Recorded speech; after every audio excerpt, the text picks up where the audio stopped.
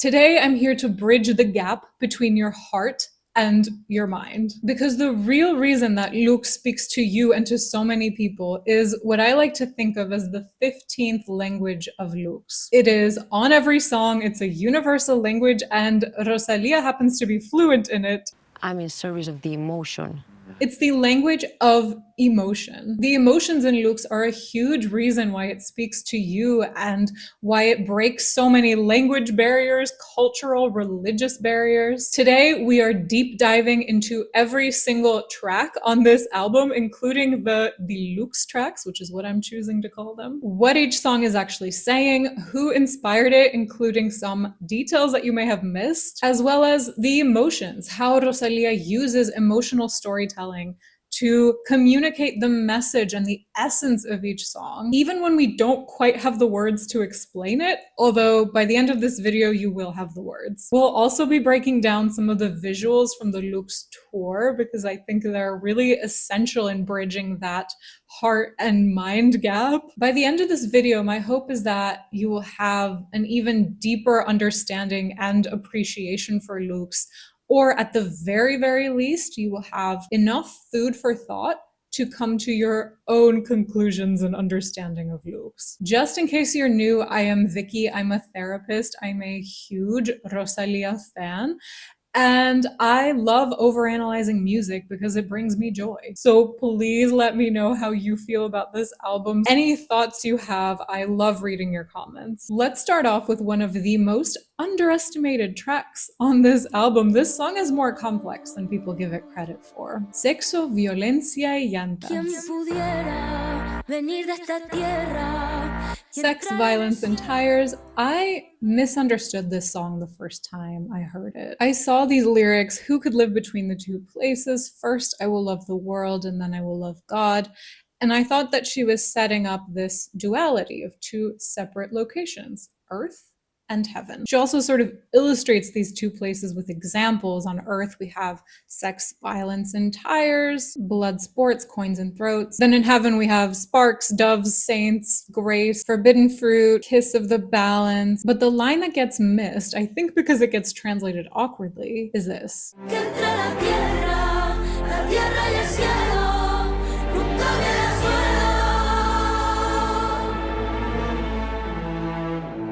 She's kind of suggesting, what if there was no separation between earth and heaven? So she's not just presenting them as two places, she's challenging the black and white mentality that they're separate. She's suggesting that there could be a movement between the two, that there could perhaps be an overlap. And you can hear this movement and integration in the music itself. The piano at the start is both descending and ascending.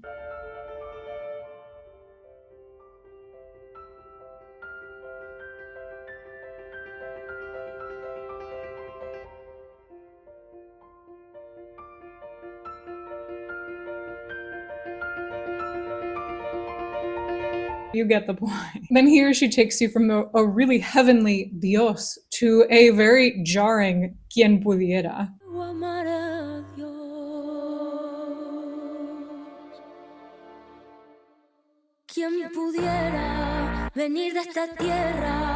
So she's not just saying who could come from the earth, go to heaven, come back to earth. She is moving us through those motions. Even in this one line, she lifts you up from earth, flies you through the heavens, and by the end of Balanza, you're back on earth.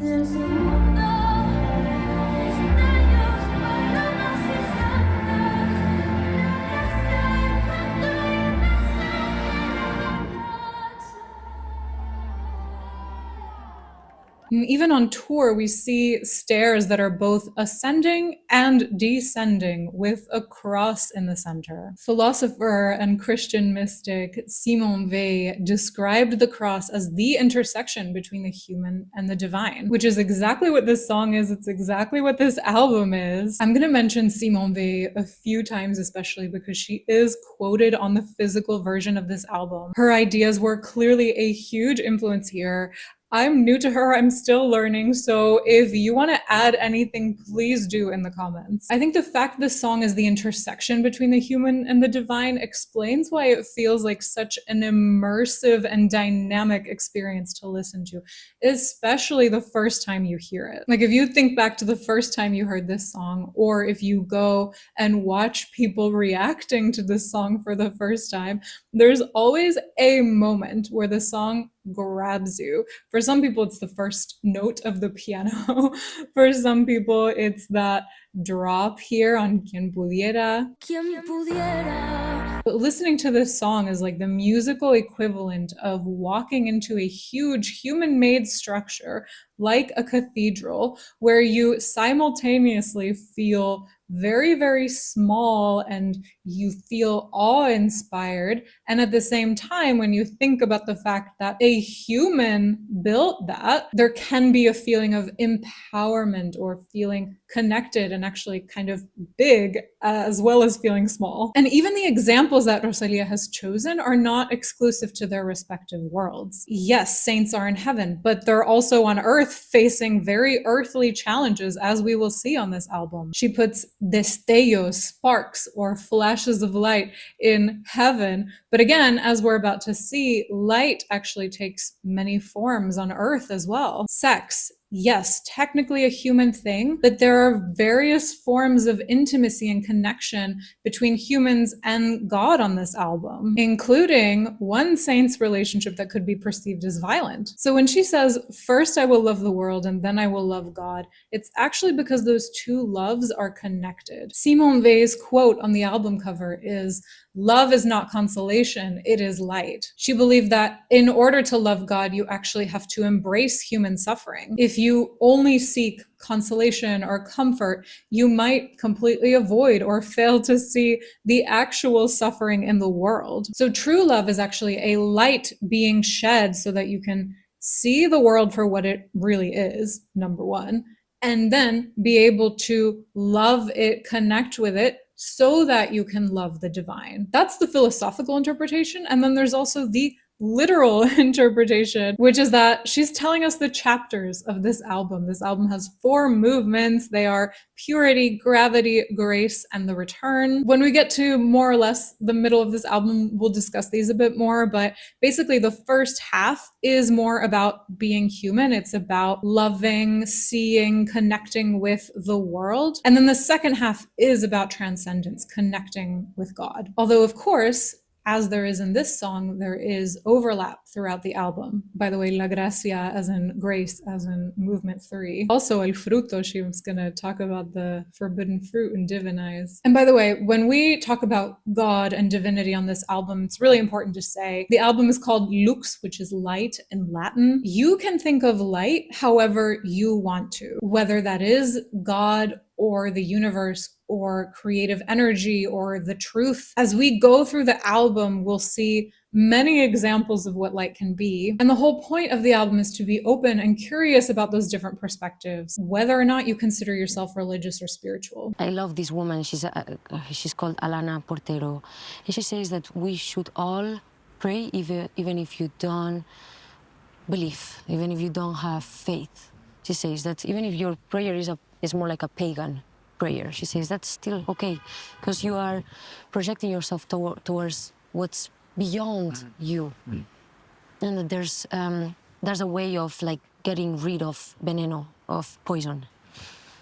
And I like that. I think that we all do carry some sort of poison. We all have questions, we all carry questions, we all carry stain, you know? So this song really is the perfect introduction to this album. It captures how the human and the divine are not as separate as we think. It also kind of prepares you to feel multiple things at once, which happens a lot on this album. And then it also kind of gently nudges you to sort of reflect on, like, you know, what's going on internally, what's going on externally. The transition into Reliquia here, Relic, is one of my favorite transitions because the way the orchestra builds and builds and builds, and then just a couple cellos come out. So the music itself captures the concept of a relic, like a smaller piece of a greater whole.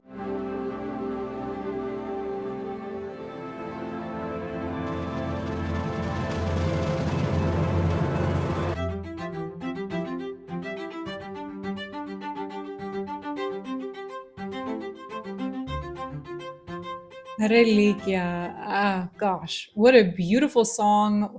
Just, it evokes so many emotions at once. So, this song is inspired by Santa Rosa de Lima, a Peruvian mystic and saint whose relics are actually spread all around the world. But also, this song is about Rosalia. Relic. Yeah. True stories. Some. Okay. A lot. Okay. Maybe a lot not. Who knows? You lost a lot of time in LA. Who knows? That's fact. Did you lose your heels in Milan? She tells the story of how she has left parts of herself, some literal, some more metaphorical, in different parts of the world. And it's cool because she takes this religious concept of a relic, which is usually a way to remember and honor and celebrate a saint, and she humanizes it. And she kind of says, well, maybe humans are also worth honoring and celebrating. We're certainly worth remembering. This song feels kind of nostalgic. It feels really pure. We'll talk about pureza. And to me, it feels like a celebration of the kind of diversity where if you are from different places or you have lived in different places, you have different chapters of your life or different parts of yourself, she's really honoring that. She's saying there's beauty in that. Oh my God, even just talking about how many times am I going to tear up when I'm talking about this album? And even the music captures what it's like to have little pieces of yourself sort of floating around the world.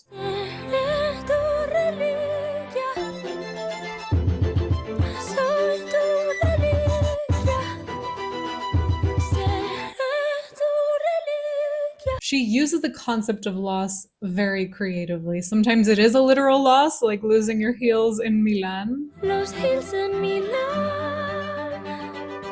Sometimes it's metaphorical, like losing her smile in the UK. La sonrisa in UK. And sometimes she plays with the word loss. I lost my time in LA, but perder tiempo, literally lost my time, is actually to waste time. So she didn't just lose it in the sense of a relic, like it's something that she can't take back, but she's also expressing regret. She's telling us how she feels about this loss. And I think this is why this song feels kind of bittersweet. It's joyful, but it's also nostalgic. She's capturing the nuance of loss. Also, just this first example is actually really important because when we talk about purity, this is very linked to flamenco. She lost her hands in Jerez. Jerez is a city in the south of Spain. It's one of the most important cities for flamenco. People go there to study flamenco. And of course, hands are so important in flamenco. You know, on tour, while she's talking about where she has been and what she's left behind, the dancers are moving. But when she sings the chorus, all motion stops. Pero mi corazón nunca ha sido mío, yo siempre lo doy.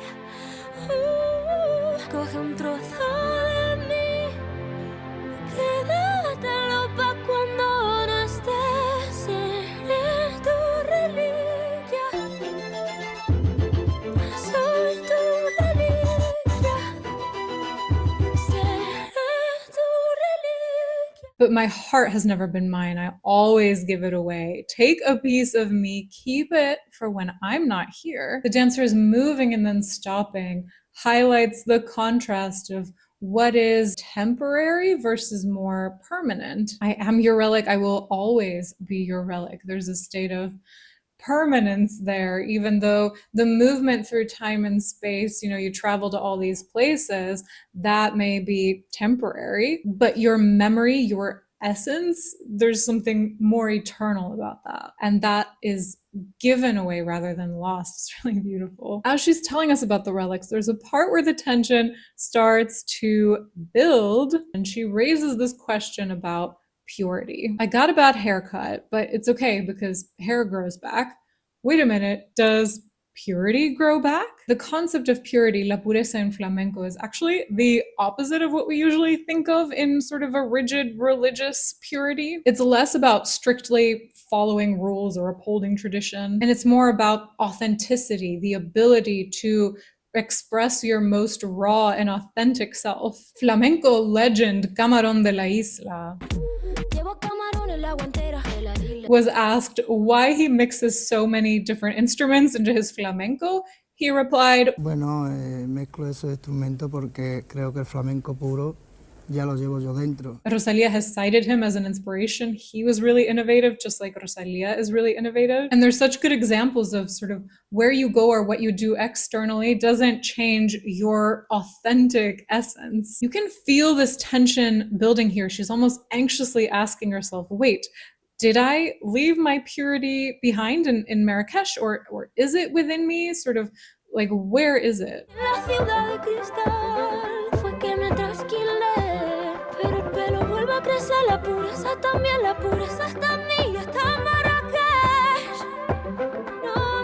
The music breaks away and the question resolves.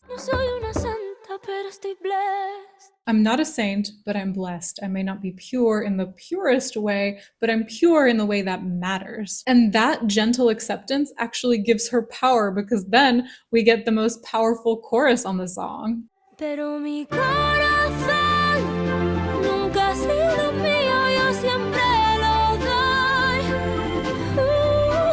And it's actually when she stops questioning that she finds release.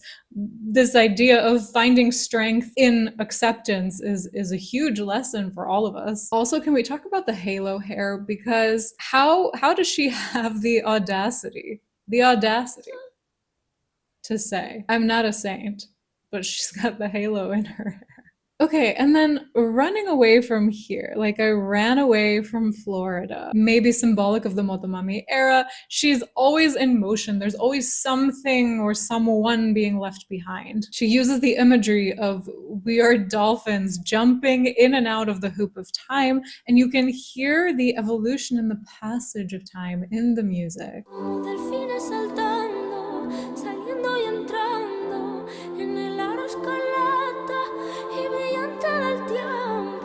And when you hear a page turning followed by a wave crashing, both are symbols of change and the passage of time.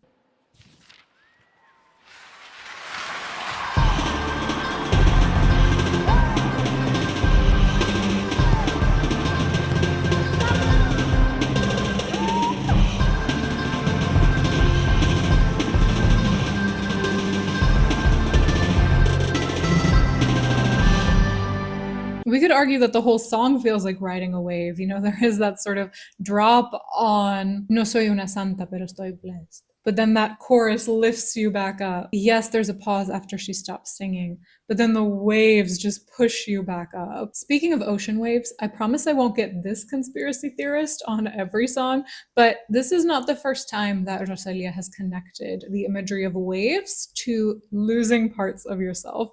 This is from 4 years ago, talking about her song Hentai. Crash esa ola, casi me controla.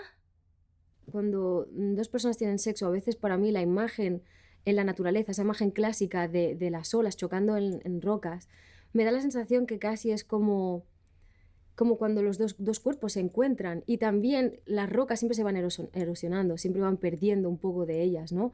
En eso, y siento que a veces en una conexión real, cuando hay una conexión real profunda con alguien, de una persona con otra, siempre hay una parte de ti que yo creo que la pierdes, porque la otra persona entonces la tiene. Y creo que de esa otra persona también probablemente tú te lleves un pequeño algo.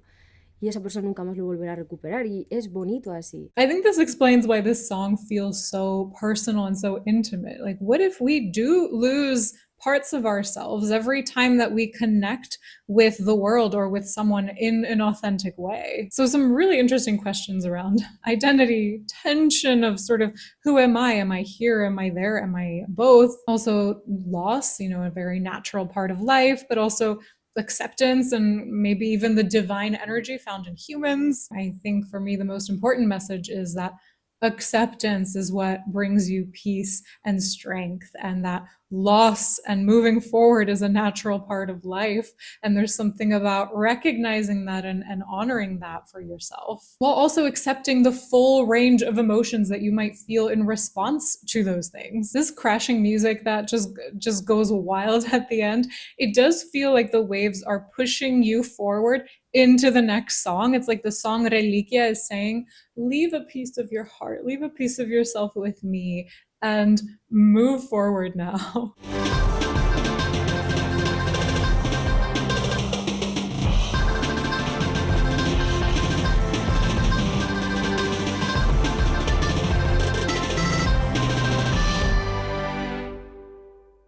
It's intense and it's cathartic. There's so much release and relief that comes with just moving forward. So let's do it. Let's move forward to Divinize.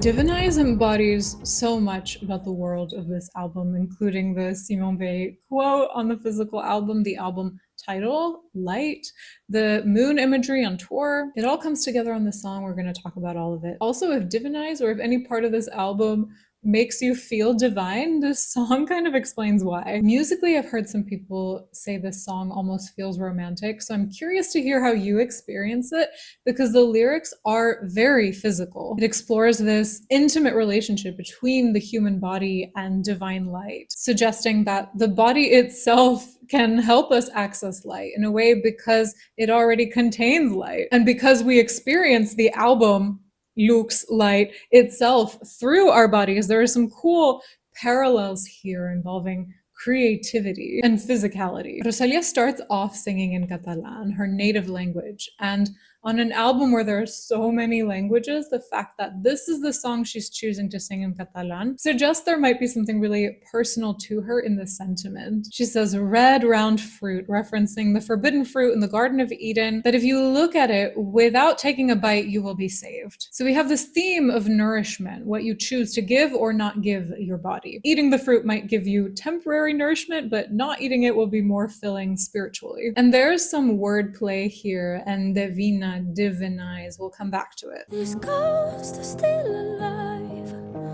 I'm still alive. She's more alive than ever. So she's not eating the fruit, but she must be getting nourishment from somewhere. Also, she's a ghost, and yet she's still alive. Oh, my body, you can see the light. She has a physical body, but you can see light through it. These all seem like contradictions, but we will see some connections later. This line goes hand in hand with, I know that I was made to divinize. Rosalía has talked about how divinizing is creating. For her, creation is a divine act. She says, when you're able to let something pass through you, that is when you're able to create and to shed light on things. And this is the wordplay I mentioned before. In Catalan, the verb to guess has the same Latin root as the word divine. In Latin, the concept of guessing is associated with divine inspiration. She asks, who would have guessed it? Who would have divinized it? And she responds, I would have divinized it. It's empowering to think that if you're capable of using your mind to imagine or guess, that means you are capable of creation, of light. The body itself is the way to access light and to create it. Also, how cool is it that Rosalía sings, I was made to create divine things on an album that she made that is arguably a divine thing and makes us kind of feel divine and maybe inspires us to create. I know for me, this album inspired me to create this video. So the layers and the parallels here are really, really cool. And what helps to capture this universality of this message is this constant switching of perspectives. She's alternating between first person, I'm still alive, and third person, she's more alive than ever. Then second person, through my body, you can see the light. And back to first person, I know that I was made to divinize. Are we inside someone's mind on this song, or are we observing from the outside? Is it somehow both? I think the best fiction is the fiction that has this blurry line between what's personal and what's universal. What's detailed and what's abstract. There has to be some sort of truth for me in it, but at the same time, I think it's much more about the other. And not to blur the lines even further, but when she sings, I know that I was made to divinize, I don't even hear the I hear know that I was made to divinize.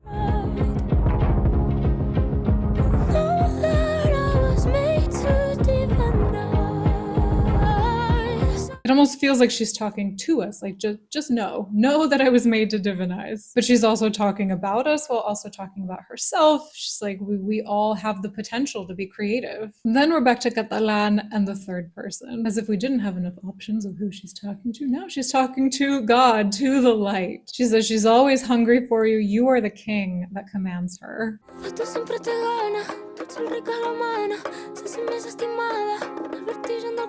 And we finally answer the question, if she's not eating the forbidden fruit, where does she get her nourishment? Well, she gets it from the light. The moonbeams nourish her with cold. On tour, we get this rippling sheer fabric representing the moonbeams. It's this expression of love from the moon to the human, as if the speaker and the moon have this intimate relationship. And somehow this song makes cold moonlight sound like a warm hug. Also, the moon on Divinize is actually more red and the lights are more dimmed compared to the other songs, which adds to the intimacy. Now, the idea of an absence that satiates seems paradoxical, but philosopher Simone Weil said, love is not consolation, it is light. She believed that sometimes we try to feed ourselves, feed our egos with comfort in order to protect ourselves, but actually true love is about emptying yourself from all selfish attachment so that the light has a space to come into. And then the light is what helps us see the truth, so we can see all the good, all the bad of reality of ourselves, so that we have a more authentic relationship with the world. But in order to do that, we need an absence. We need to empty ourselves of false nourishment first, so that we can make space for actual nourishment, according to Simone Weil. Even the music captures this feeling of filling and emptying. I love this. This is my favorite part of this song. The music fills your ears with this rich sound and then steps back.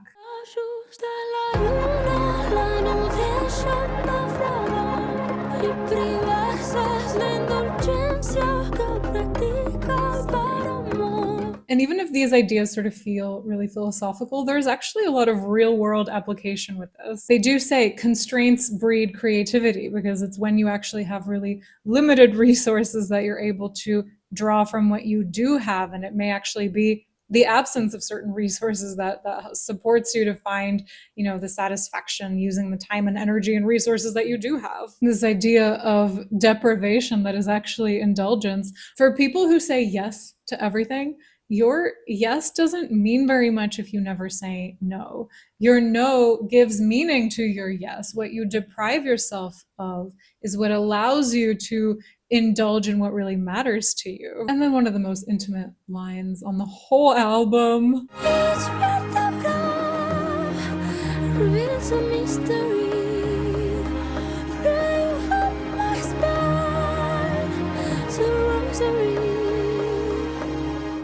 Her voice feels almost strained. It's so intimate here. This is the ultimate love letter to the human body. I've heard variations of your body as a temple used in religion, but sometimes it's weaponized to make people feel ashamed for having sex or ashamed about their body in some way. Whereas my spine is a rosary, that concept is really honoring the body in an intimate and really empowering way. The line in the first song, first I will love the world, then I will love God. Maybe we need to love the human body in order to be able to feel divine love. And now we have a little bit more context for this line, because it may actually be the bruising, the suffering, the emptiness, the absence that allows more light into the body. You guys had a lot of interpretations for this line. The lines of her body are fading away.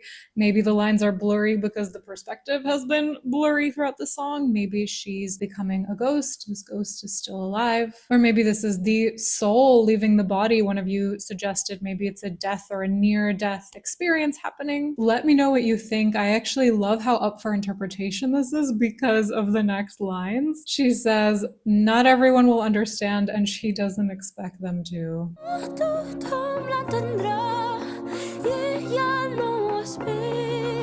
There's something unique and unusual about this song, not just in the context of the album, but in the context of pop music. This song is in 5/8 meters, so it's counted in fives. 1, 2, 3, 4, 5. 1, 2, 3, 4, 5.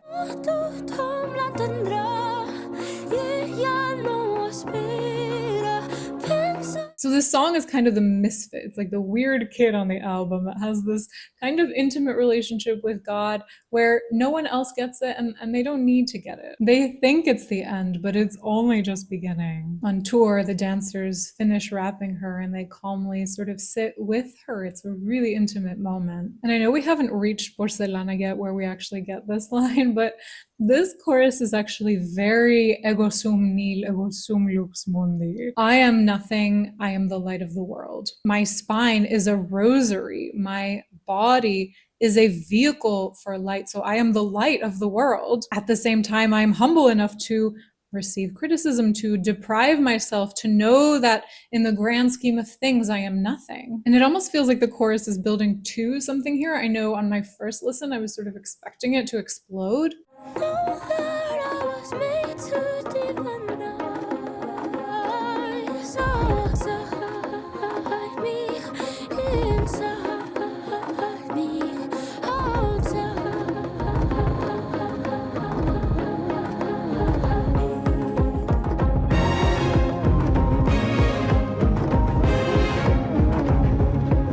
We get this outro music, which Zane Lowe described as frantic. Even at the end of Divinize, when it gets super frantic and anxious. Yeah, yes. It's interesting because it doesn't explode or slow down. It just goes and then it stops almost like it only ends because the track is going to end. I mean, you may think it's the end, but it's only just beginning. Maybe because it is an ongoing, very sort of messy journey to connect with the light. I think it captures the essence of this line. She feels more loved in the vertigo of the body, an absence that satiates, which the spinning hug on tour at the end of this song captures perfectly. Intimacy with the light and vertigo in the body go hand in hand in this song. And then when the music ends, they hold the hug a little bit longer, which is really sweet. It's worth mentioning Rosalía has cited two saints as inspiration for this track. Italian Saint Catherine of Siena, who rejected all of her suitors, decided she only wanted to marry the light, hence the moonbeams nourishing her. Also the Irish saint Bridget of Kildare, who as a baby rejected her mother's milk, but she grew healthy nonetheless. And as an adult, her cows allegedly produced 3 times their normal amount of milk, which was seen as a miracle at the time, hence the absence that satiates. And although I can kind of see the inspiration, there are definitely songs that are much more heavily inspired by saints, and we'll talk about them. I think this song is sung in Catalan because it's personal to Rosalía, and in English because she really wanted this message to get stuck in people's heads. A lot of her listeners speak either Spanish or English at least. So I think this was an accessibility choice. That's my personal opinion. Let me know what you think. Also, speaking of being humbled, I ate my pride with this song in my reaction video. I saw this word here, assumed it was in English, and then gave a whole speech about how Rosalía integrates languages in her music. But the Catalan speakers in the comments let me know that actually, nope, this whole part is in Catalan. And someone even shared the International Phonetic Alphabet of the pronunciation difference, which I love. I love that. Basically, take my speech and apply it to all the other moments where Rosalía is actually doing that, like No soy una santa pero estoy blessed, red flag andante, etc., etc. But there is something about this whole album that humbles you, but also empowers you to learn, to grow. And there is no better line to capture this paradox of being humbled and empowered than one of my favorites on this album, Ego sum nil, ego sum lux mundi. Let's talk about Porcelana. Ego sum nil, ego sum lux mundi. Ego sum lux mundi. This is one of my favorites to talk about. Porcelana means porcelain in Spanish. It's the only song on the album to be sung in 4 languages: Spanish, English, Japanese, and Latin. We're going to deep dive into these lyrics, but musically, I do think of this song as a 3-part story which mirrors the story of the Japanese poet and Buddhist nun who inspired it, Ryonen Genso. The song starts really sweet and beautiful. Mi piel es fina de porcelana.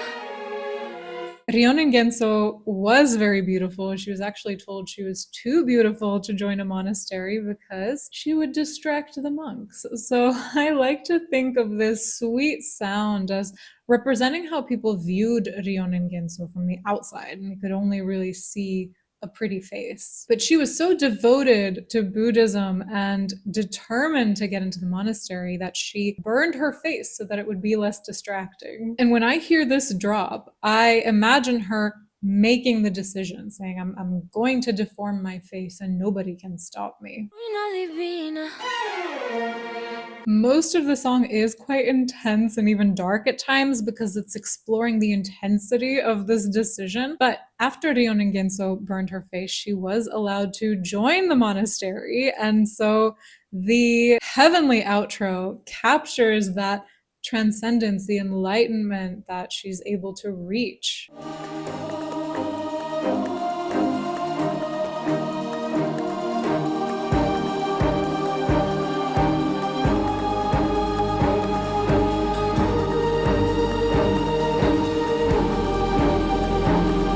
So let's break down these incredible lyrics. We start with some powerful imagery, and I do imagine Rosalía stepping into the shoes of Ryonen Genso and singing from her point of view, although we get some other voices in here too at some point. She says, "My skin is delicate, like porcelain, cracked in the corner, and it emits light." Rosalía has referenced a Leonard Cohen quote. He used to say, forget your perfect offering. There is a crack in everything. That's how the light gets in. Suggesting that imperfections can allow good things to enter, but also in this case, they can help your own inner light shine outwards. You could even see it as that creative light, that creative instinct described in Divinize that we emit. Another example of honoring imperfections is the Japanese art of kintsugi, where broken pottery is repaired using gold paint. Thank you to the person who pointed this out in the comments. And it's really cool that this happens to be a Japanese form of art, and the inspiration for this song is a Japanese nun. So there can be beauty in imperfection. There is such a thing as a divine ruin. And it's cool how you can take this concept as a sort of default state, like we're all by definition cracked, we're in perfect divine ruins, and that's how the light gets in and out. But you can also see it as an action. I mean, Ryonen Genso actively cracked something beautiful in order to access the light, like what truly mattered to her. When she's made this decision to ruin her face, she sings,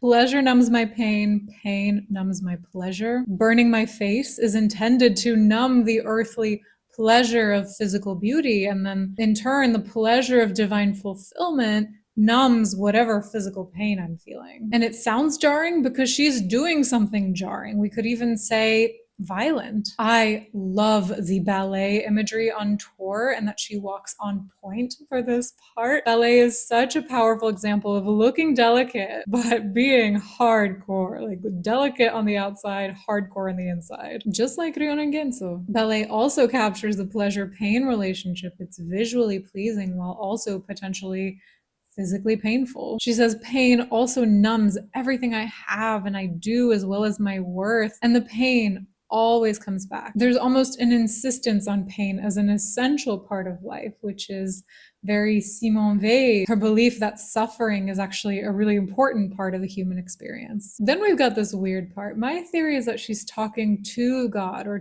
to the light here. And she's almost challenging the light to come in.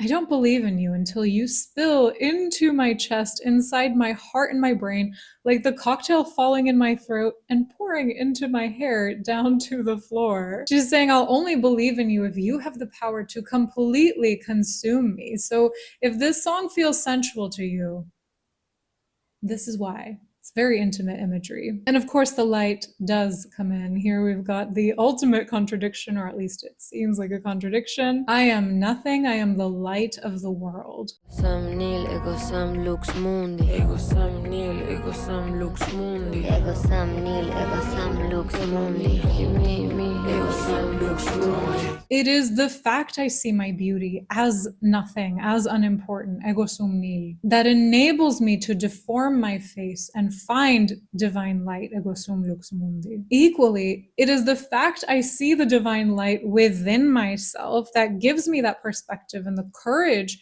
to destroy my pleasure using pain. Ryonen Genso wrote a poem about her self-scarring. She said, "The body I give up and burn would be wretched if I thought of myself as anything but firewood." So seeing myself as simple firewood gives me value as a human. It's the idea of needing to empty ourselves of our ego and accept our powerlessness so that the divine light can fill the space. It's kind of like you have to ego sum nihil yourself so that you can ego sum lux mundi. You know what I mean? This is the kind of spirituality that is humble because it's strong. It is strong because it is humble. And again, reflects how many of us feel when we listen to this album, humbled and empowered. In Reliquia, we see how strength comes from acceptance.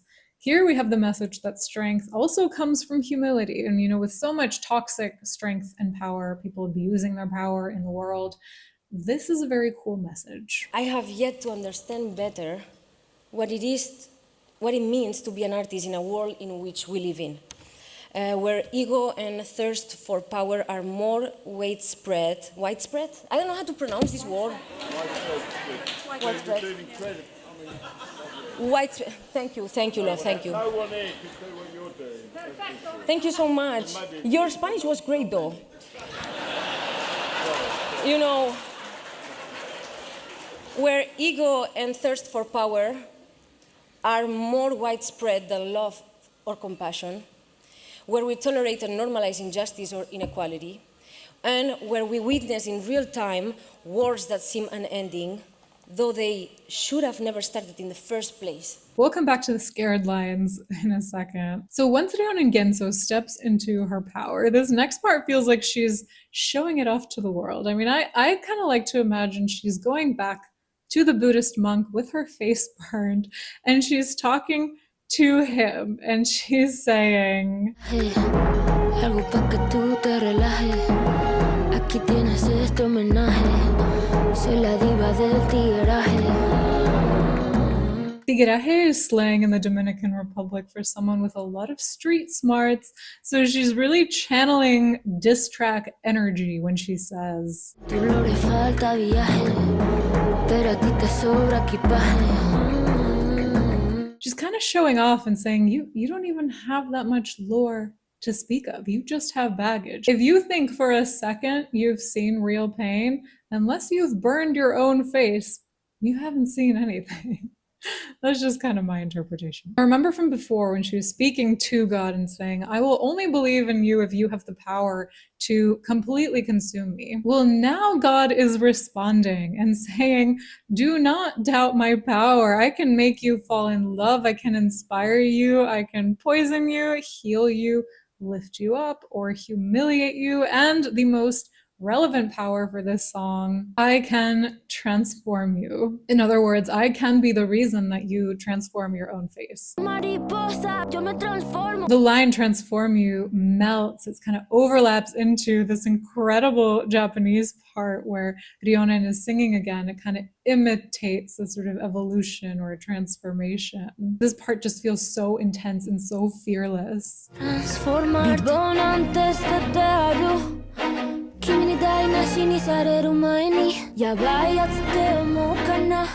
She says, I'll ruin my beauty before you ruin it for me. If you think I'm crazy, that is the gift I was born with. I'm the queen of chaos because God made me this way. And I love that she repeats that twice because God, you know, that's where my strength comes from.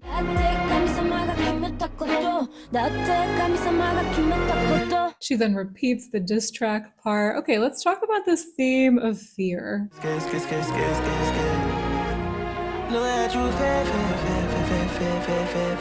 Because Ryonen Genso sounds so fearless in this song, I do wonder if this is directed to the observer and acknowledging how actually this story could be kind of scary to witness. I mean, it's definitely a shocking, if not intimidating story. And on tour, during the scared parts, she moves in the most delicate and beautiful ways, illustrating all these dualities that can and do exist.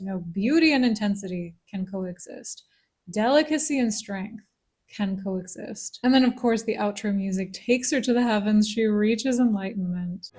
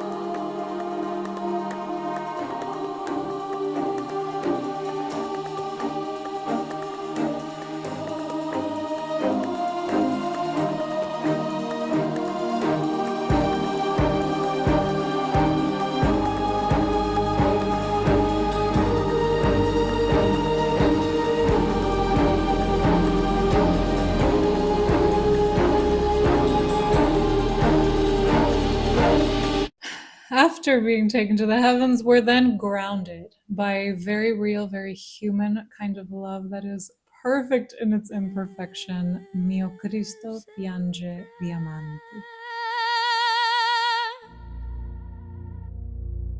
My Christ cries diamonds. We'll get to why he's crying diamonds. This song is entirely in Italian, because it was inspired by two Italian saints who bonded over their spirituality, Saint Clare of Assisi and Saint Francis of Assisi. Apparently they had this really, really, really strong friendship and this very strong bond. And that was beautiful. And I was like, okay, let me experience how to write about this friendship. There are a few ways to interpret this song, but I like to think of it as from the point of view of Saint Clare singing to her friend Saint Francis from a place of really deep empathy, this sort of platonic and spiritual connection. And we'll get into the emotional details, but this song is basically what happens when you crack your heart open and sing from the ultimate emotional openness and intimacy. In Motomami, I remember I wanted already to be singing, pushing the boundaries of my voice, how I did in this album. But I couldn't do that yet. Why? Because I've been thinking about it for these last years. And I'm like, why couldn't? And it's because the writing. I wasn't able to write in a way that I could allow myself to sing like this. There has to be an openness and a surrender that just comes,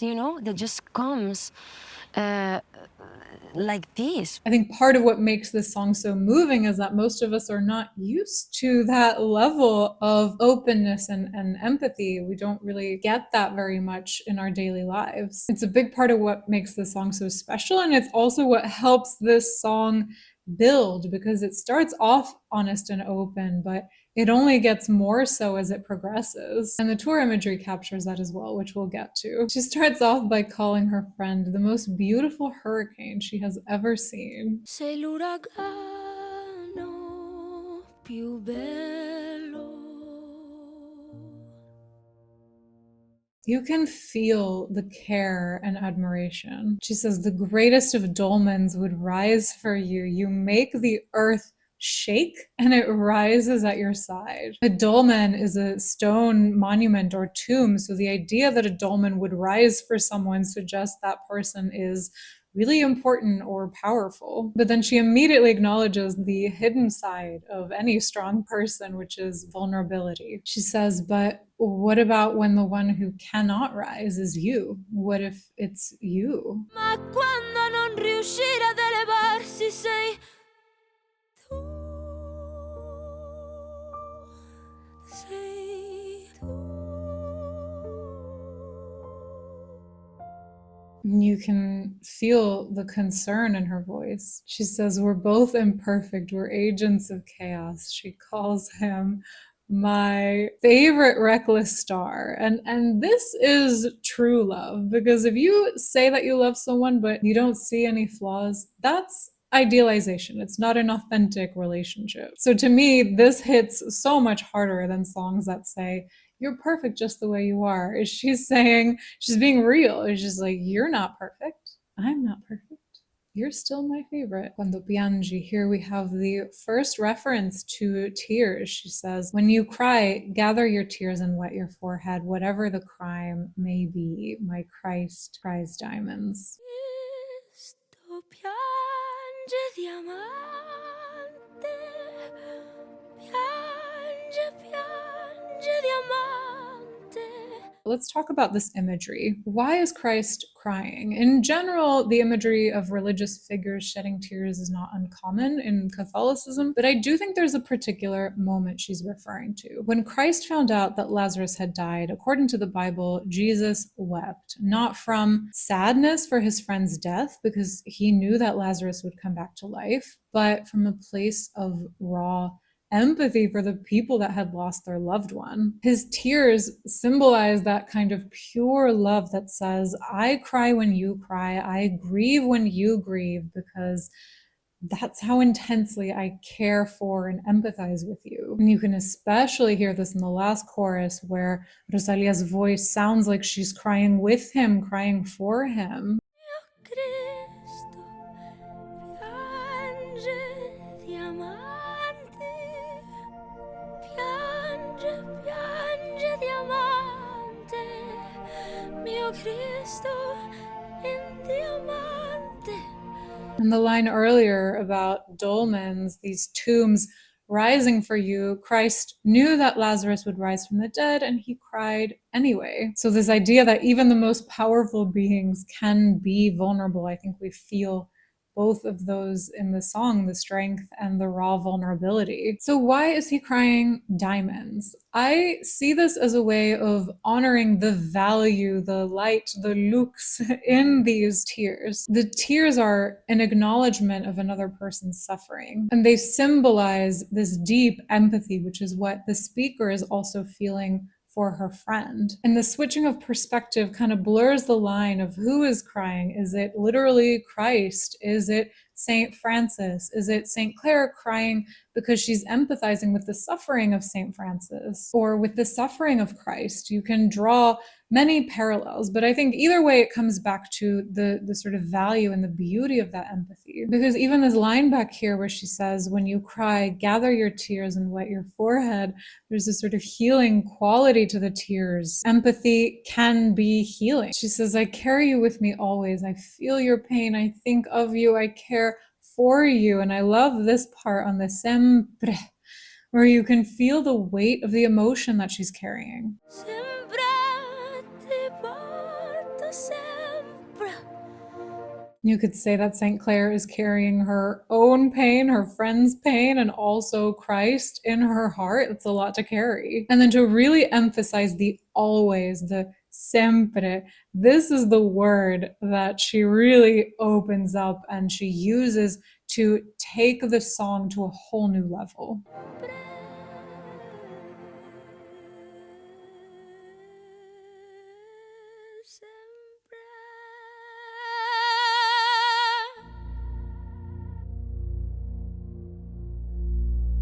She says, the truth is that we both have stains. Neither of us can escape the other. As the song progresses, the conversation gets more real and more intimate, and this evolution is captured beautifully on tour, where she starts the song wearing this head cover. And it is always after this point in the song, after she sings La Verità è che, the truth is that she removes the cover from her head. In some performances, she does it right after La Verità è che. In others, she removes it a few lines later. But the point is, it's a symbol of more authenticity. There's more opening up. There's a humanizing energy. She's moving from more divine to more human imagery. I mean, this song is about a friendship that is so human. human, it's divine. It's divine in its humanity. There's always something about you that I still don't know, like the hidden side of the moon. Humans are limited in what we can know and what we can carry. And this song really does not shy away from those limitations. How many punches were given to you that should have been hugs, and how many hugs were given that should have been punches? It does come at a cost to be endlessly kind and empathic and giving. And this is yet another line that could be said about Christ. This line, with you, gravity is graceful and grace is grave. Likely also a reference to Simone Weil's writing on gravity and grace. It's once again this idea that love is not consolation, it's light. That is this song. Someone who truly loves you is not going to stroke your ego or protect you from reality. True love is shedding light on the situation, on the person, and seeing them in all of their imperfection. Then we have the last chorus, which is everything. It's love, it's honesty, it's intimacy, it's care, it's soaring, it breaks your heart.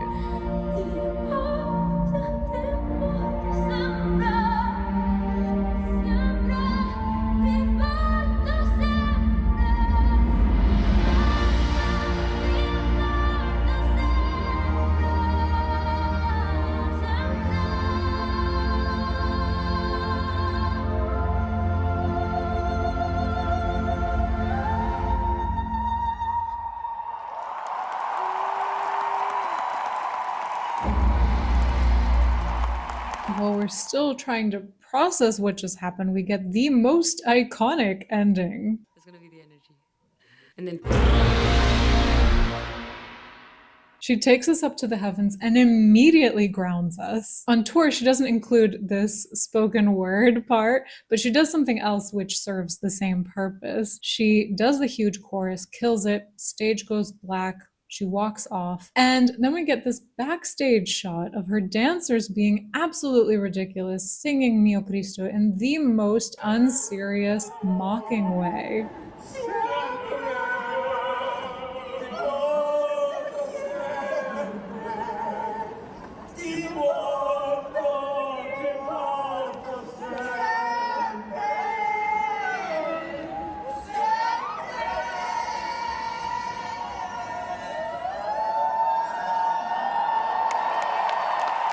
We go from an incredibly heartfelt and serious performance where Rosalía is almost crying. I think in some shows she does cry, to pure ridiculousness. And the contrast is, if I may, very ego sum nil, ego sum lux mundi. If you take yourself or your art so seriously that you can't laugh at yourself, that's a pretty narrow perspective. You know, there's not a lot of room there for challenge or growth. Yes, ego sum lux mundi, value your creation enough so that you see the light in it, but also ego sum nil, never value it so much that you lose perspective or humility. And I love this about the tour. You know, as serious as this song and this album are, Rosalía brings lightness and humor when it comes to sharing it with the world. And maybe it wouldn't be Lux with a little bit of light-heartedness.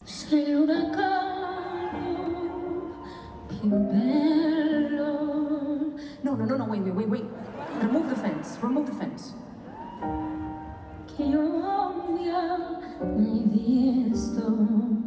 The song has enough drama, you know?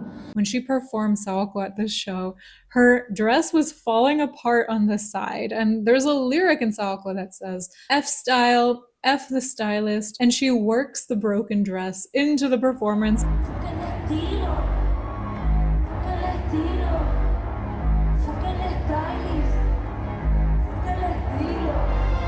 And then when the song ends, she says, maybe actually the stylists wanna come?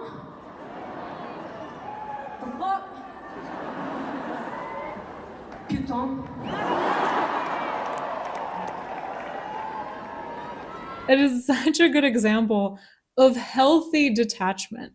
Never hold on to your art so tightly that you don't even give yourself the option of letting go. And maybe the same could be said about spiritual beliefs or any sort of beliefs. You know, hold on to them tightly, but never so tightly that you're not open to other perspectives. Needless to say, I love that she included that's going to be the energy at the end. Maybe paradoxically, to me, it makes the song even more divine to acknowledge the human behind it. And this is very Rosalía. She doesn't really give us time to process the ending. She just sweeps us into the next whirlwind of a song, Berghain.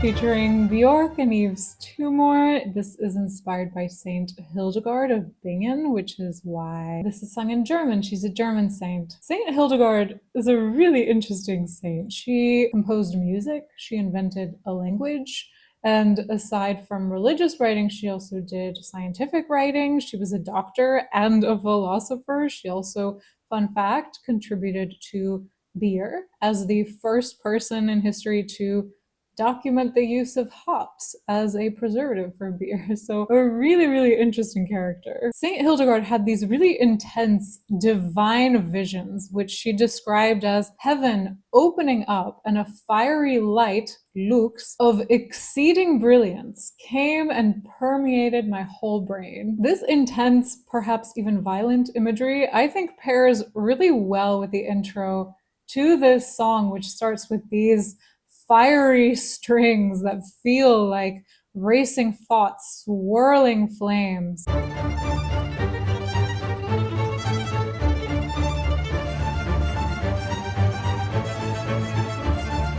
The choir sings with an urgency. His fear is my fear. His anger is my anger. His love is my love. His blood is my blood. It's a violent breaking of all boundaries. Like she's saying, God has entered me, and everything that God feels, I will automatically feel too. It's very intense. It's determined.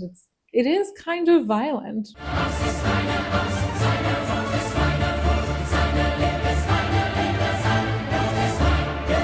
Then Rosalia's voice comes in really strong and she actually sings about the fire. She says, the flame penetrates my brain. The operatic soaring energy makes it feel almost ecstatic. She's perhaps ecstatic that the flame has pierced her brain.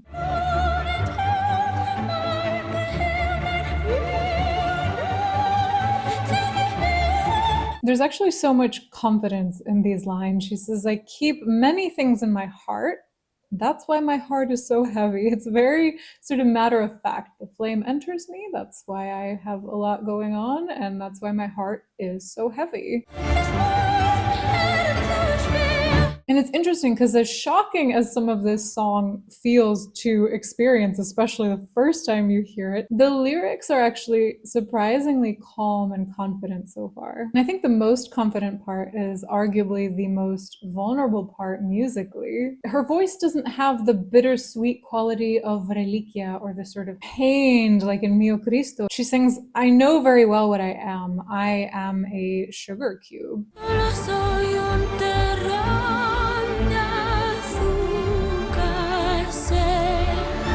You can kind of hear the violin flames in the background. She says, I know that the heat melts me. I know how to disappear. When you come is when I leave. I wonder if this is leaving in the sense of surrendering. And it's actually her surrender to God that gives her strength and confidence. There has to be an openness and a surrender that just comes,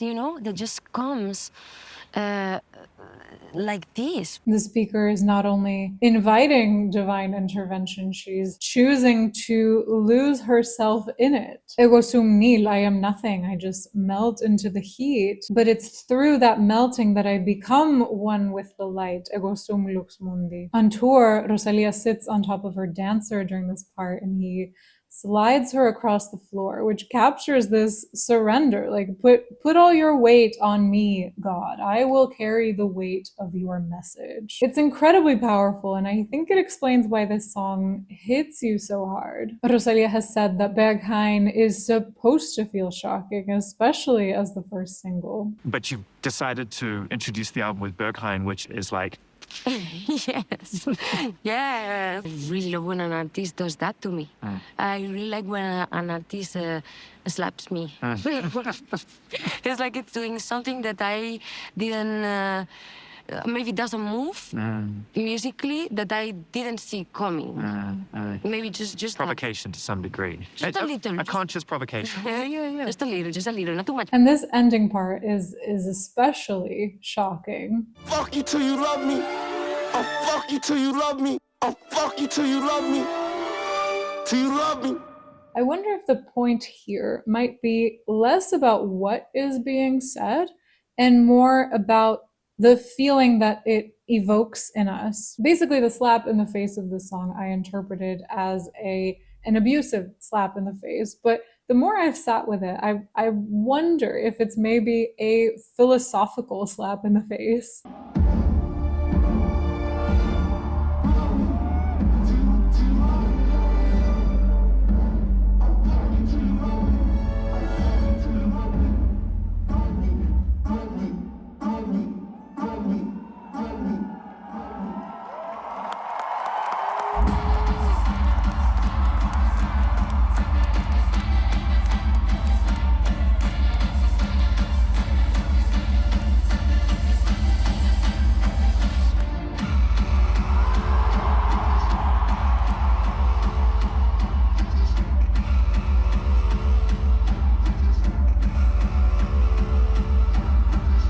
Yes, this song is shocking to listen to. And from the outside, Saint Hildegard's relationship with God was really shocking to learn about. It appears violent, but she actually herself wrote that the fire was not burning her. The fire felt like a warm sun. We could even say a warm coffee, perhaps. So I wonder if this song might be less about an attack and more about actually an intense consensual unification of human with the divine. Even on tour, the way she moves and merges with her dancers, they're in this sort of trance together. It feels intense, but it feels intimate. If we think of this song and the other songs that are from the points of view of saints on this album, if we think of them as this exercise in empathy, sort of stepping into the shoes of the other, even Björk's part, which sounds very haunting, I wonder if it's an invitation to sort of see things the way Saint Hildegard would, which is, the intense flame of divine intervention is the only way. The only way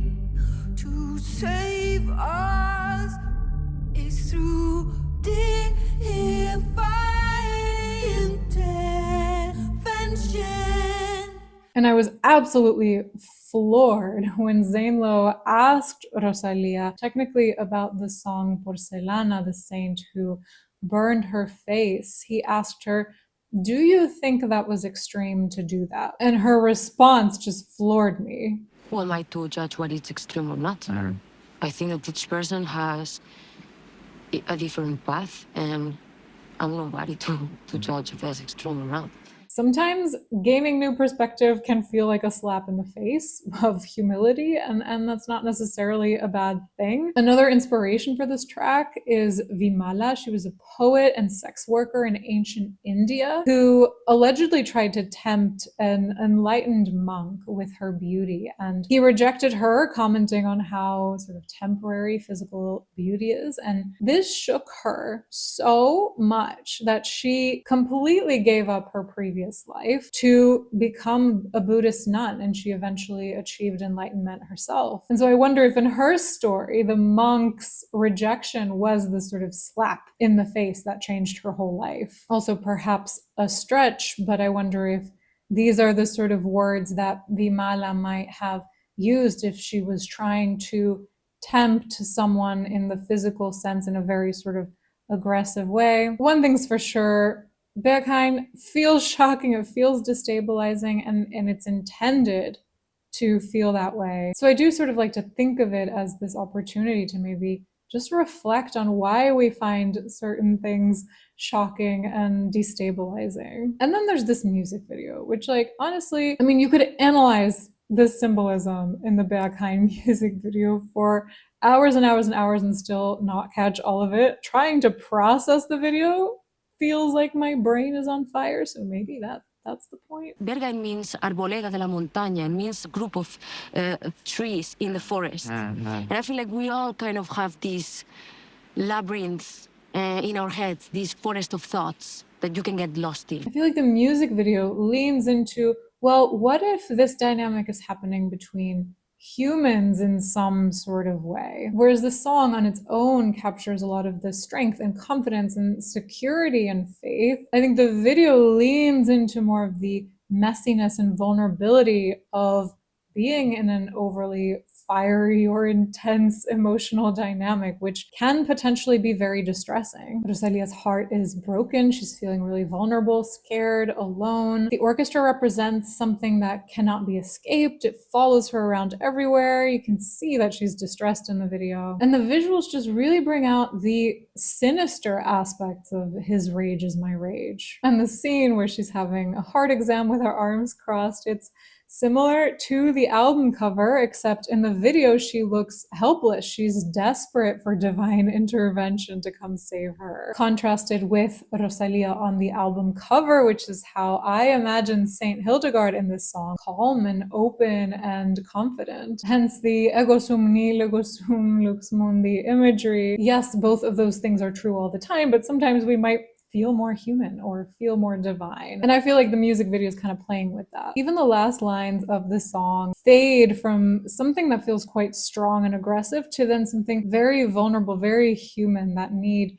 to be loved. Maybe it's kind of highlighting how those emotions, the sort of strength and vulnerability, are more connected than we might think. Okay, briefly, just want to talk about the Brits' performance, which is oh, good. What struck me the most, aside from the beautiful references to divine light and intervention, especially at the confident part where Rosalia sings, like, I know very well what I am. And also when the seas part to allow for Bjork. I think the most powerful thing about this performance is the people, it's the humans, it's the facial expressions, it's how present Rosalia seems, it's Bjork appearing, it's this exhilarating performance, and it's proof that you don't need more than just people and music to convey emotional intensity. This is a song that captures the power of divine intervention. I feel like the performance really showcases the power of human intervention. Like, if there was ever proof that humans carry divine power within them, this performance is the evidence. Not to mention the experience of losing your mind to a techno beat might be the most like modern day human equivalent to what Saint Hildegard experienced with God. Okay, let's talk about La Perla. La Perla in Spanish sarcastically means a gem of a person. This is a diss track about an ex that Rosalia sings with Yaritza y su esencia. I mean, there might be a saint that inspired this song, but I think this one's about Rosalia. I think having Yaritza here gives the song a sort of girl chat feel at times. On tour, she takes the form of literal works of art, as if she's saying, you are a gem and I am a literal work of art.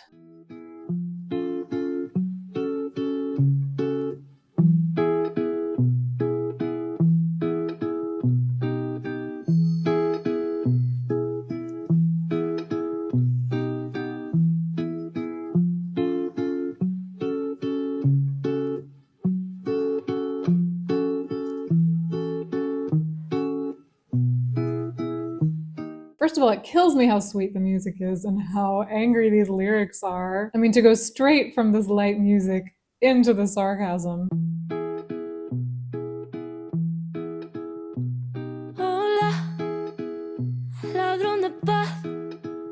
Hello, thief of peace. They just tear him up in this song. My initial thought was, okay, it's a cool contrast, you know, cheerful music, angry diss track. But once again, it's not a contrast just for the sake of it. These two friends are coming up with these perfect, scathing insults, expressing their anger and feeling lighter because of that. So the satisfaction comes from the anger, and I love how the waltz rhythm really supports the delivery of the insults. It's like 1, 2, 3, 1, 2, 3, drop insult, drop insult. Playboy,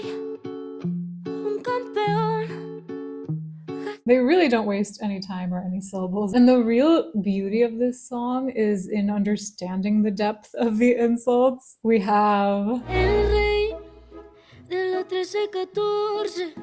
the king of 1314, this idea of pulling a 1314 on somebody in Spanish comes from actually a hazing ritual that mechanics used to play on novice mechanics, where they would ask them to find the imaginary 1314 wrench. And because it sounds real, because apparently wrenches, I didn't know this, but I learned it, learning so much with this album. Apparently the wrenches are numbered 12, 13, or 14, 15. So the novices would search for this 1314 wrench and never find it, and then the experienced mechanics would laugh at them. So it's a pretty mean prank to play, and this expression is used for someone who's really deceptive, like a scammer or a con artist. And then we have I consulted some Spanish speakers and they say it means lazy. This is someone who doesn't do his part in paying for social security contributions and in doing, you know, his fair share of work. Then we have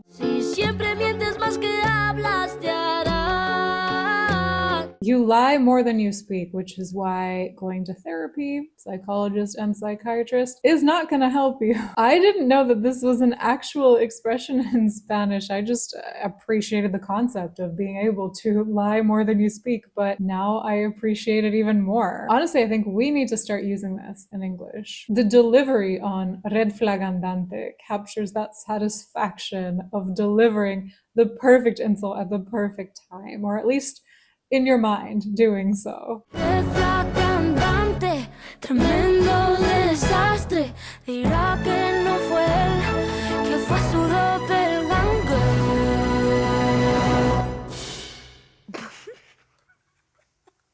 Bueno, es que, claro. The laugh followed by the mocking tone just adds to that intimate conversation feeling, like you're talking to your friend about this horrible ex. Then we have bala perdida, literally a lost bullet. This is a very unpredictable, irresponsible person. And like I said, they really don't waste any time or syllables in this song. There are these two little comments in between lines that you might have missed. The first is after being a lost bullet is his specialty. I think she says, oh, like, damn, what a guy.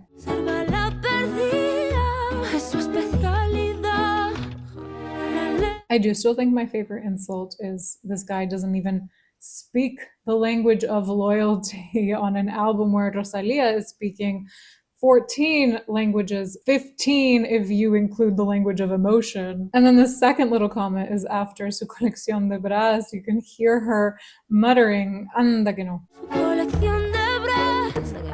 As in, anda que no eres listo. Like, aren't you so cool and so smart? Like mocking him even in between lines. And then the last chorus, which is just powered by sarcasm. Like, what an emotional terrorist, what a Perla, what a gem. It ends with such clarity and conviction. Es una perla. It's triumphant. Two sort of controversies or questions I've seen online are, one, how does La Perla fit into this album? How does a diss track about an ex fit with all these themes of divinity and sainthood? And two, why is this the video we get for La Perla? How do these visuals even fit with this song? And I think what we need to make sense of this is to look at the four movements of LUX. The first movement, it's more about purity and the departure of purity. The second one is more about gravity, being friends with the world, con lo mundano. Yeah. The third is more about grace and being friends with God. Yeah. And then the last one is the farewell, which is say goodbye and kind of the return. The album themes kind of follow the story of a human on Earth who is seeking transcendence. The first movement, first 5 tracks, Departure from Purity, the tracks capture the messiness and limitations of being human. We have earthly desires. We are made up of parts. We need nourishment and we're mortal. Our own body and sometimes other humans can make our goals harder to achieve. Even strong people are imperfect and feel pain. I do like how there's also a sort of hint of hope in these songs. They sort of suggest that purity and light are actually accessible somehow through the messiness. The second movement is Gravity, which Rosalía describes as being friends with the world. When I looked at the track list, Berghain, La Perla, Mundo Nuevo, de Madrugá, I was like, this sounds like making enemies with the world. Like, how is this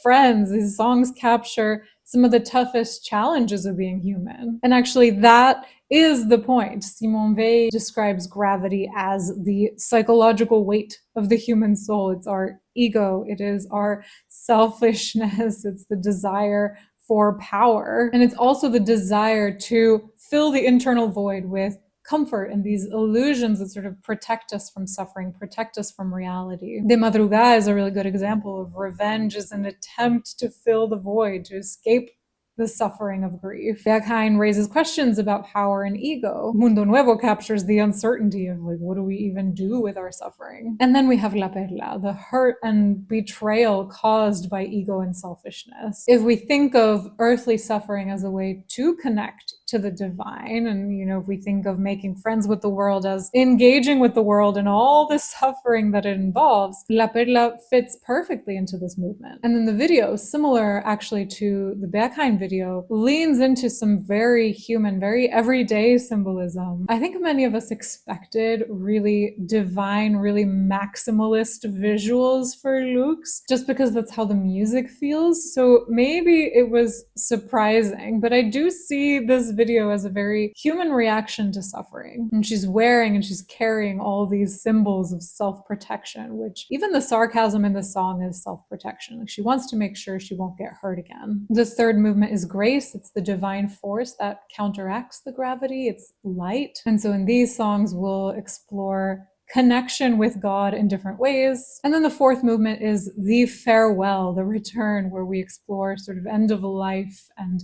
the existential questions that come up. Primero amará el mundo, first I will love the world. That's the gravity. That's sort of movement 1 and 2. And then I will love God. That's movement 3 and 4. Because you need to make genuine contact with the world, with humans and all the hardships in it, in order to then find the light. And I wonder if this also explains that jarring transition between Berghain and La Perla, where it's jarring and unsettling because life can be jarring and unsettling.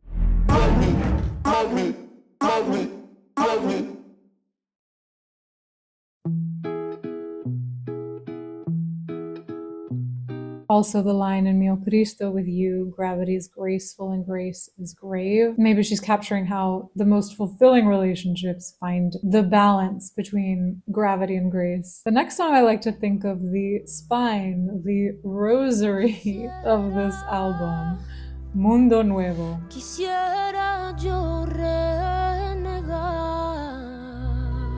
Mundo Nuevo, New World in Spanish. I joke that it's the spine of the album just because it's right in the center of the digital version. Pray on my spine, it's a rosary. You could say that this song is a sort of prayer. And depending on how you interpret it, perhaps a sort of bridge, a connecting force between heaven and earth, human and the divine. We have one of the core themes of the album here, the search for truth, the search for light. And if you have ever pondered, really sat with questions like, who am I? Why am I here? What is reality? What is my reality? Then you know what a messy, unsettling, potentially scary process that is. And this song captures those feelings really well. Mundo Nuevo is actually a cover of a song by a legendary flamenco singer, La Niña de los Peines. The lyrics and melody are essentially the same. I will link the original song below. Quisiera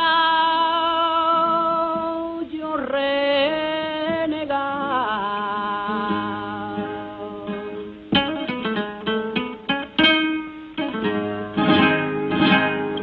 It's really beautiful that a song recorded over 100 years ago thematically fits so perfectly right in the center of this album. Just shows once again like how timeless and universal these themes are. The song starts very pensive. She says, "I wish I could renounce this world entirely." And right after the word renegar, renounce, it sounds like the music is almost rejecting, it's renouncing. Yo quisiera renegar.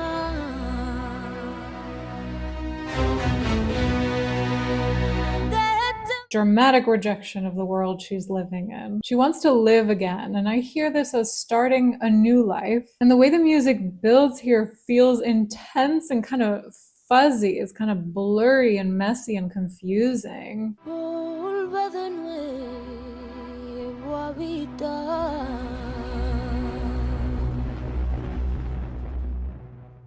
And the reason she wants to give up this world, start over, is so that hopefully in a new world, she can find more truth, más verdad. I've seen some people describe this song as feeling really divine to them. To me, it feels like a really human, anxious, questioning, searching, like even the way she sings Mundo Nuevo. It's a very flamenco style, but there is this sort of searching, anxious quality to it.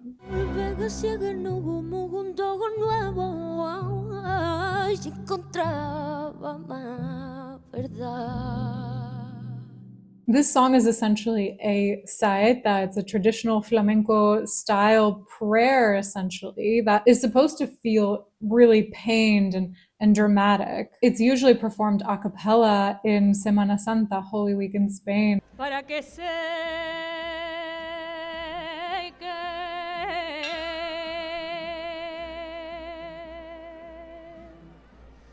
para que seque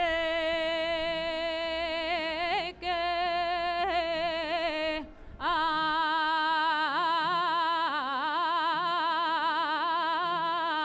tu lágrima.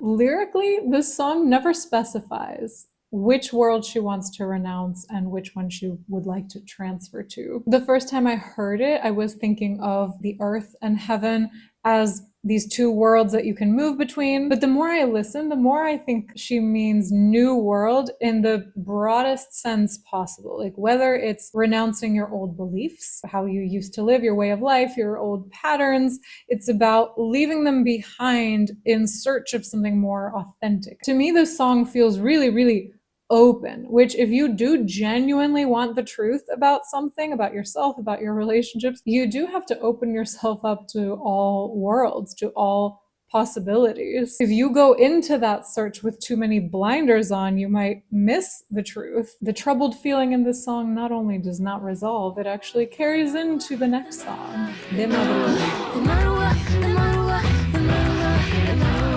This is another one of my favorites to talk about. De Madrugá means at dawn in Spanish, as in we ride at dawn. This song tells a story about revenge and also the emotions behind it. It was inspired by Saint Olga of Kiev, which is why part of it is sung in Ukrainian. Saint Olga was a badass leader who, after her husband was murdered by a neighboring tribe called the Drevlians, she orchestrated this elaborate revenge plot with multiple chapters to kill as many people in this tribe as possible. One of my favorite things about this song is the breathing and the voices in the background evolving with the story of the song. We start with this angry determination as she sings De Madrugá, at dawn, and you can hear Rosalía taking a breath, almost panting after each De Madrugá. De madrugá, de madrugá, de madrugá, de madrugá,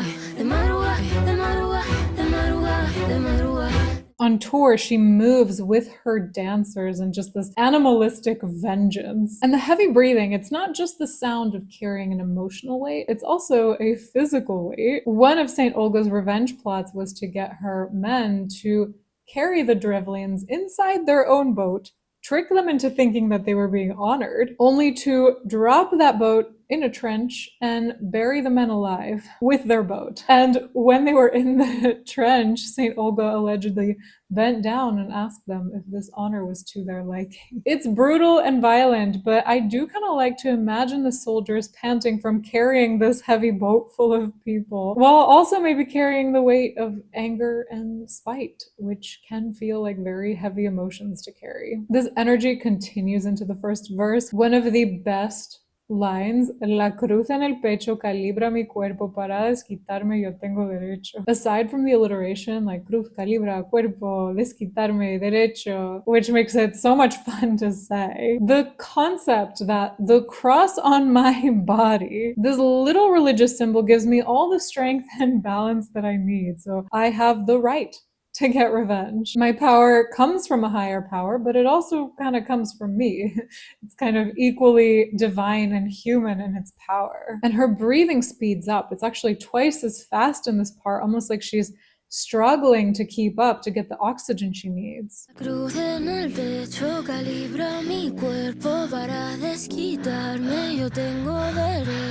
I hear this as an inner conflict where her mind is set on getting revenge, but she's starting to feel the physical and emotional toll that it's taking on her. The music slows down here, the heavy breathing stops, and we get a vulnerable moment.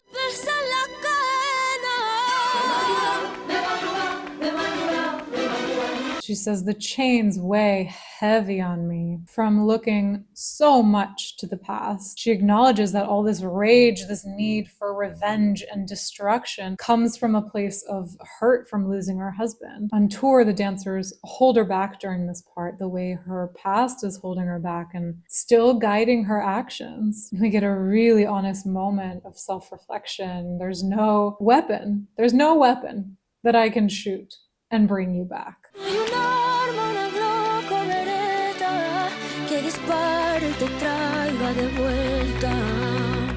This is where we can feel the actual emotions behind her anger and revenge. It's grief and sadness. Deep down, she knows that no matter how much violence she uses, she'll never actually bring back the person that she has lost. But the vulnerability is very brief. And then she goes back to justifying her anger. She sings really calmly in Ukrainian, I am not seeking revenge. Revenge is seeking me. I am not seeking revenge. She says that part twice to really emphasize she's serious.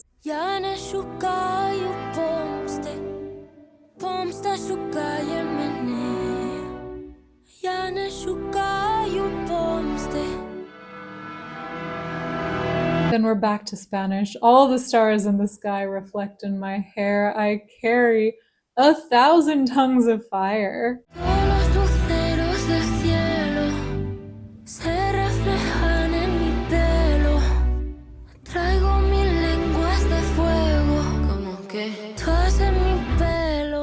By the way, the little como que she throws at the end of this line adds a little bit of attitude. So she has fire in her hair. A couple of St. Olga's revenge plots involved fire and burning her enemies alive, because of course they did. So the fire could be a reference to her story. But I also see this as the sense of I am the light of the world. I have fire in my hair. I have that power within. And this divine energy propels her forward into the last chorus. Even the strings sound determined. You know, she talks herself out of her vulnerable moment. And then it's back to battle, back to revenge. We ride at dawn. And the heavy breathing returns, this time accompanied by voices chanting in the background. It's a war chant. She's gathering the troops for battle.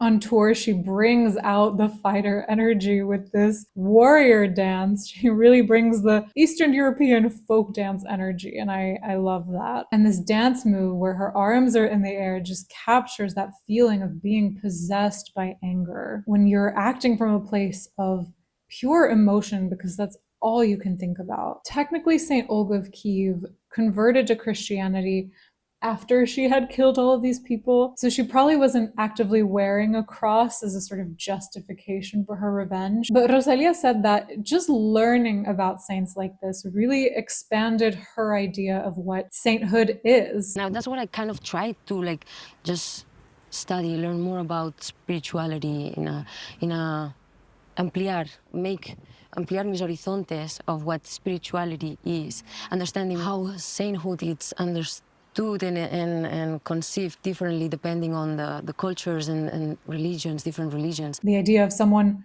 killing allegedly thousands of people still being considered a saint is surprising, especially in the context of a lot of religions. So I think the point of this song is to challenge black and white thinking once again, this idea that you're only a good person if you've never done anything bad. The one thing I would change about this album, I would make De Madrugá twice as long. Like, I just need this 1 minute and 44 seconds to be played again. And that's usually how I play this album. I need more of it. It's so good.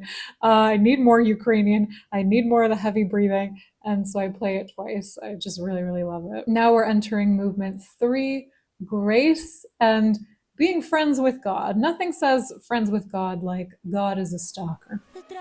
Thank you so much for watching. Click here to watch part 2.